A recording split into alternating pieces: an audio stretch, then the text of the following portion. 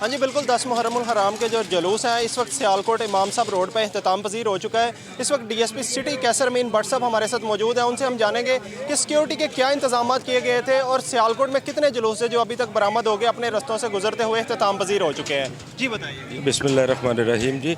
Sialkot police ने DPO Sialkot Syed Zeeshan रज़ा साहब की क़यादत में अशूरा मुहर्रम पे निकलने वाले तमाम जुलूस पे फुल प्रूफ सिक्योरिटी अरेंजमेंट्स किए थे, जिसमें स्ट्रीट प्लगिंग की गई थी, रूफ टॉप ड्यूटीज़ लगाई गई थी, 5 लेयर सिक्योरिटी प्रोवाइड की गई थी। इसके अलावा बजरिया स्पेशल ब्रांच जुलूस के रास्तों की स्वीपिंग और स्कैनिंग करवाई गई है। इसके अलावा सीसीटीवी और पीटीजी कैमरास के ज़रिए जुलूस को महफूज बनाने के लिए तमाम जुलूसों की मॉनिटरिंग की जा रही है। इसमें 6 डीएसपी साहबान थे। डीपीओ साहब खुद तमाम जुलूस के रूट्स और तमाम सिक्योरिटी अरेंजमेंट्स को मॉनिटर कर रहे थे। इसके अलावा तकरीबन 2500 के करीब जवान तमाम ये सिक्योरिटी अरेंजमेंट्स में हिस्सा ले रहे थे।